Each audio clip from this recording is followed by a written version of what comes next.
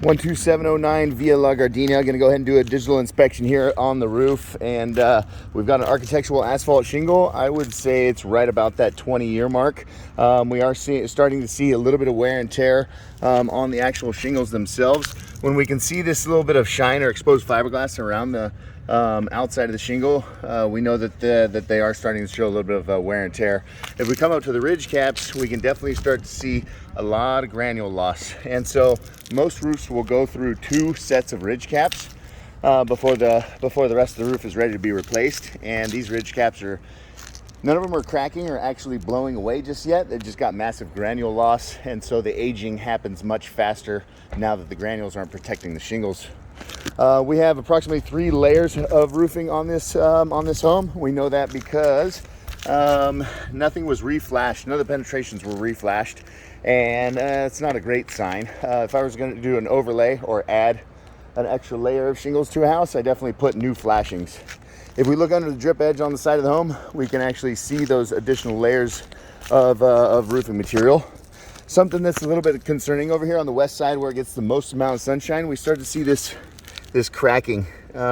It's not terrible, but it definitely, unfortunately, the roof isn't going to last as long as it should. It's a manufacturer defect that we see in a product called GAF quite a bit of time. The shingle spacing, so there's a shingle seam, there's a seam, there's a seam. We really want 6 inches between those seams, and it's just about perfect. And then the nailing pattern does look correct. So no major fundamental issues on this roof. We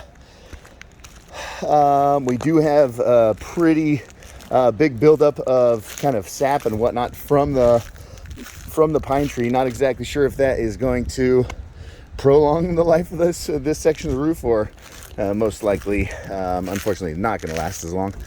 We got decent ventilation on the roof. Those are these dormer vents here, valley metal in the valleys.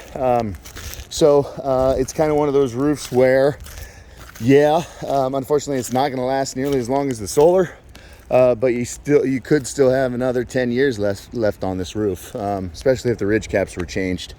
So at that point, kind of leave it up to the homeowner, make the final call, whether or not to re-roof the house. I'm guessing that the solar is going to lay out half on this east facing, half on this west facing, and then production will be great as long as those bushes are kept pretty short, or that tree is kept pretty short.